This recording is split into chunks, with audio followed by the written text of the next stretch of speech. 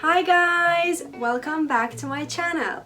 My name is Ela and today we are going to talk about Hong Kong. Yes, I decided to make a series of videos where I will be talking about how I moved abroad, why Hong Kong, how I managed to get a job before I moved here, maybe a little bit about work and visa situation if you would like to hear about it. My life in Hong Kong 3 years ago and my life in Hong Kong today, and in general about this beautiful city. Yeah, so stay tuned, subscribe to my channel because there are going to be lots of interesting videos, and if you like them, please let me know by hitting the like button or leaving a comment because I do need your feedback, guys. Thank you very much. Okay, so in today's video, I want to share with you how I decided to move abroad, why I picked Hong Kong, and how I got the job before I moved here. So if you have watched my other videos, you know that I always wanted to move abroad.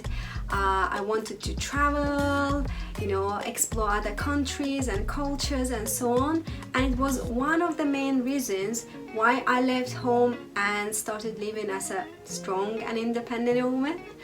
But honestly, I wasn't quite strong and independent that time, because when I left home, I lived with a friend for a few months.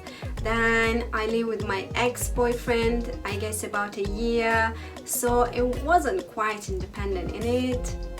But I had a job and I managed to save up some money, even if the salary was quite shitty. I think teachers deserve higher salary, honestly.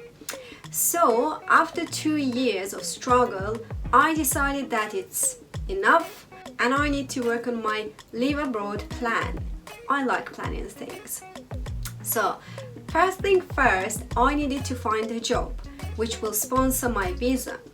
And since I'm an English teacher, I needed to find a place where I could teach English. So when I googled it, I found out that China needs English teachers, and the next step obviously was looking for information about China and life in China, work, visa, kind of things. And YouTube was a huge help because there are lots of people who are making YouTube videos about life in China and work in China. And when I found enough information and I was satisfied with that information, I decided that's all, I'm moving to China. So the next thing I needed to do is to find the actual job in China, which wasn't an easy task, by the way, but I'm quite good at finding information, and soon enough I was able to find an agency in Russia which works with an agency in China. So I contacted them, let them know that I'm looking for a job, and they asked me to send them my CV and my photo and be patient. That's all. So while I was waiting for any response from my Russian agency, I heard that there are 2 girls who I studied with also considering moving to China. Well, I didn't mind to have any company because I decided to live abroad anyway, alone or with someone. I was alright about that. So we decided to meet and talk about it, but one of the girls changed her mind, so it was just me and the other girl. Well, we met and I shared all the information I collected during a few months, and honestly, only thing which we needed to do is basically have interviews. So we downloaded WeChat. It's an app which people use mostly in China, and we had several interviews, and after a few unsuccessful interviews, we finally managed to get the one which brought us here. Yahoo! Yes! And there is actually an interesting and funny story about our interview. So, since we worked through a Russian agency, we needed to pay them if they help us to get a job in China, and the Chinese agency also needed to pay them if they provide them teachers.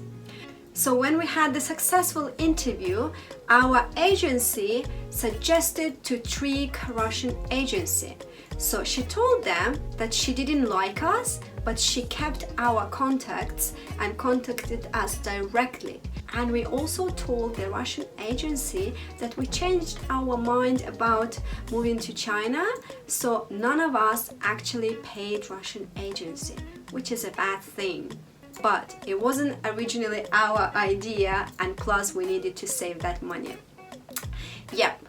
So the next thing we needed to do is basically to translate our documents, pack our things, and book our tickets, which was super exciting and unbelievable.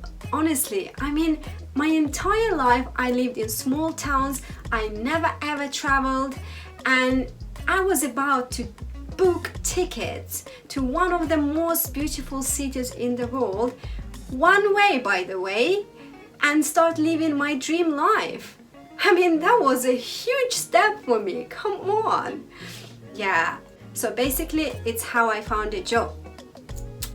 I guess you noticed that I'm not in China, I'm in Hong Kong. So how come Hong Kong? And why Hong Kong? Well, that's another interesting story. Let me share it with you. So from here, I will be using we, our, us, because it was me and my university mate.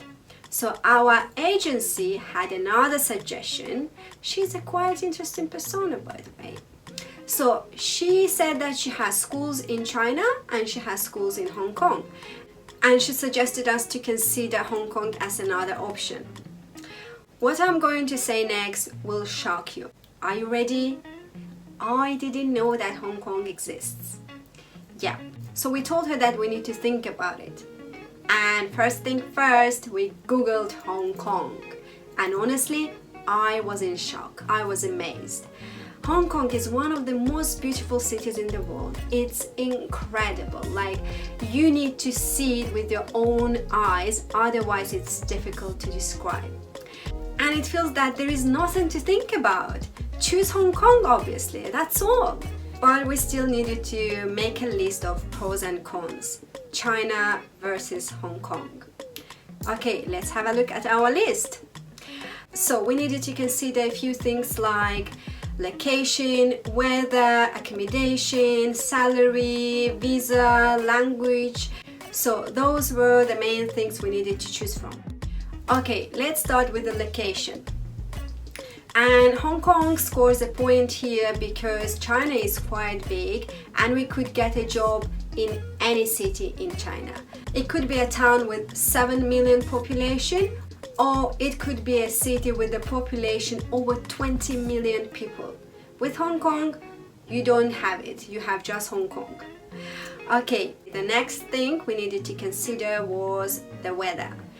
And Hong Kong scores another point here because the weather in Hong Kong is tropical, it's quite hot, and it's not even snowing in winter, but winter is quite cold. Even if it doesn't go below minus, it's freaking cold. But in China, the weather depends on the location. It could be very cold or it could be just hot. So, moving on. The next thing we needed to consider was accommodation. And China scores a point here because Chinese schools provide accommodations for teachers, and those accommodations are quite big, while in Hong Kong, accommodations are small and freaking expensive. I mean, really expensive. It costs you an arm and a leg, and you need to pay for rent by yourself. I mean, schools don't help you with that. So yeah. And the next point we needed to consider was salary. And honestly, salary in China and salary in Hong Kong are quite similar, but since you don't pay for rent in China and you pay really big amount of money for your rent in Hong Kong, I'd say that China scores a point here. So we've got 2-2. And the most important point we needed to consider was visa. And if we pick China, we needed to apply for visa while we're in Russia and wait for its approval. And the chance to get the Chinese visa wasn't really big. Plus, China doesn't provide you working visa unless you're from English-speaking countries. but it provides you business visa. As you can guess, it's illegal to work with a business visa at school. So if there is any inspection, you are in real big trouble. You either go to Chinese jail or they deport you back to your country. So we didn't want to take that risk, and we checked the information about visas in Hong Kong. So in Hong Kong, they provide you working visa, so you work legally. Plus, we can come to Hong Kong without any visa for 2 weeks. So yeah, we applied for working visa while we were in Russia, and then we traveled here, which saved us like, I guess, about a week or two. But I will talk about work and visa in the other video if you would like to hear about it, so let me know in comments below. And Hong Kong also has some other advantages, such as language, because English is official language in Hong Kong, so communication isn't a problem. And another advantage is social media. So in Hong Kong, you can easily access to Google, YouTube, Facebook, Instagram, while in China, all those social media are banned and you need to use VPN for that. So yeah, it's how the decision was made, and we picked Hong Kong, even though we knew that it's going to be financially difficult beginning, because the money we saved up was okay for Russia, but it was almost nothing for Hong Kong. Yep. Anyway, I'm glad to be in Hong Kong. I like it here, even if these 3 years have been quite challenging for me, and I hope that I will extend my working visa soon, and my 4th year in Hong Kong will be as good as it possibly can be with the current situation, I guess. Yeah, so guys, if you want to move abroad but you are scared for some reason, maybe you are not ready financially or mentally, I think the current situation is a good time to save up some money and start planning your life in your dream country. Slowly and steadily, take your time.